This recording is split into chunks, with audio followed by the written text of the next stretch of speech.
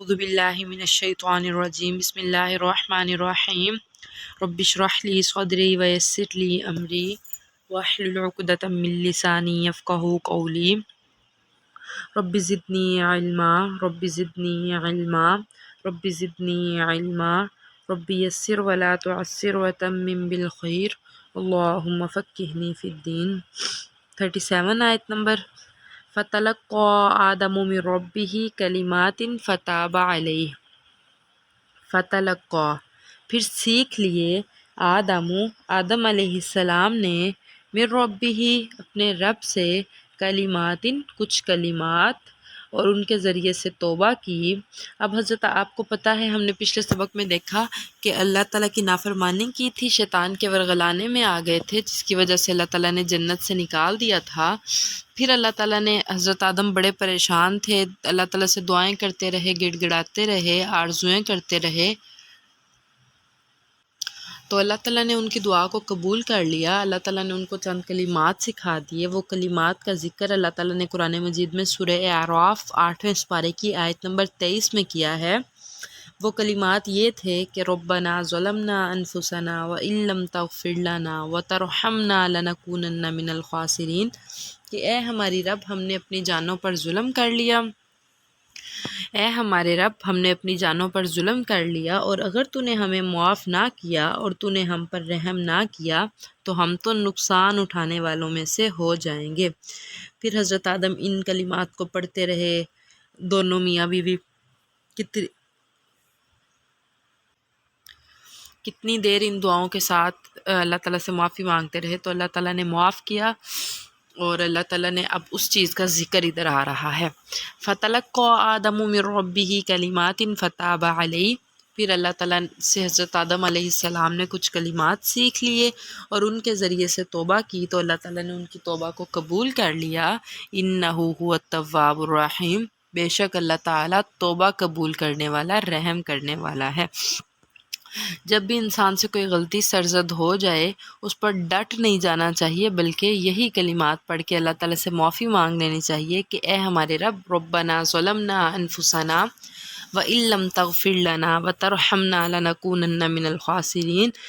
کہ اے ہمارے رب ہم نے اپنی جانوں پر ظلم کر لیا، ہم سے گناہ سرزد ہو گیا، اگر تو ہمیں معاف نہیں کرے گا اور تو ہم پر رحم نہیں کرے گا تو بے شک ہم تو خسارہ پانے والوں میں سے ہو جائیں گے۔ جب بھی غلطی ہو جایا کرے تو اللہ تعالیٰ سے اس طرح سے معافی مانگ لیا کریں جیسے حضرت آدم نے مانگی تھی۔ قُلْنَا اهْبِطُوا، ہم نے کہا اتر جاؤ، منہا اس سے، جمیعا سب کے سب۔ اب اللہ تعالیٰ نے معاف تو کر دیا لیکن جنت میں واپس نہیں بلایا، جنت سے اللہ تعالیٰ نے نکال دیا۔ فَإِمَّا پھر اگر یَأْتِیَنَّکُمْ آئے تمہارے پاس، مِنِّی ہدن میری طرف سے ہدایت، فَمَن تَبِعَ پھر جو کوئی پیروی کرے، ہدایا میری ہدایت کی، فَلَا خَوْفٌ عَلَیْہِم پھر نہ کوئی خوف ہوگا ان پر، وَلَا هُمْ يَحْزَنُونَ اور نہ وہ غم زدہ ہوں گے۔ تو اللہ تعالیٰ نے کہا کہ ہم نے جنت سے نکال دیا انہیں، پھر ہم نے انہیں کہا کہ اگر آپ کے پاس ہماری طرف سے ہدایت آئے گی تو جو کوئی میری ہدایت کی پیروی کرے گا، یعنی جو سیدھے راستے پر چلے گا، تو نہ تو کوئی اس پر خوف ہوگا، وَلَا هُمْ يَحْزَنُونَ اور نہ ہی وہ غم زدہ ہوں گے۔ وَالَّذِينَ كَفَرُوا وَكَذَّبُوا بِآيَاتِنَا، والذین اور وہ لوگ، کفروا جنہوں نے کفر کیا، وَكَذَّبُوا اور جھٹلایا، بِآیاتنا ہماری آیات کو، اولئک اصحاب النار یہ لوگ آگ والے ہیں، ہم فیہا خالدون وہ اس میں ہمیشہ رہیں گے۔ اللہ تعالیٰ نے پچھلی آیت میں کہا کہ جو ہماری ہدایت کی پیروی کرے گا ان پر نہ تو کوئی خوف ہوگا اور نہ وہ غم زدہ ہوں گے، لیکن وہ لوگ جنہوں نے کفر کیا، ہماری آیات کو جھٹلایا، تو ایسے لوگ آگ والے ہیں، جہنم والے ہیں، اور وہ اس میں ہمیشہ رہیں گے۔ یا بنی اسرائیل اذکروا اے بنی اسرائیل یاد کرو، نعمتی اللتی میری ان نعمتوں کو، انعمت جو میں نے انعام کی، علیکم تم پر۔ اے بنی اسرائیل میری ان نعمتوں کو یاد کرو جو میں نے تم پر انعام کی، وَأَوْفُوا بِعَہْدِی اور پورا کرو میرے وعدے کو، اوف بعہدکم میں پورا کروں گا تمہارے وعدے کو۔ اب اللہ تعالیٰ نے بنی اسرائیل سے یہ وعدہ لیا تھا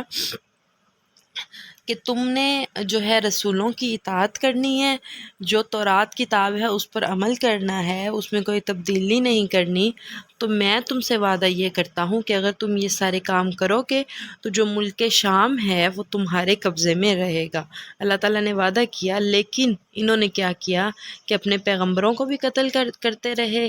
سزائیں دیتے رہے، اور اس کے علاوہ جو ہے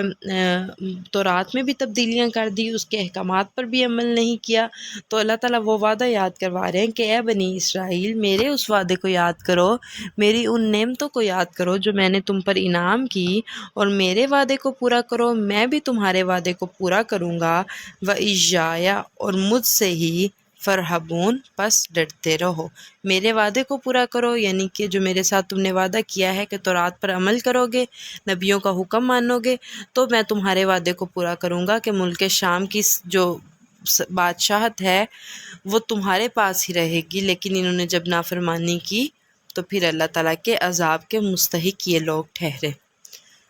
جی، سبحان ربک رب العزت عما یصفون وسلام علی المرسلین والحمد للہ رب العالمین۔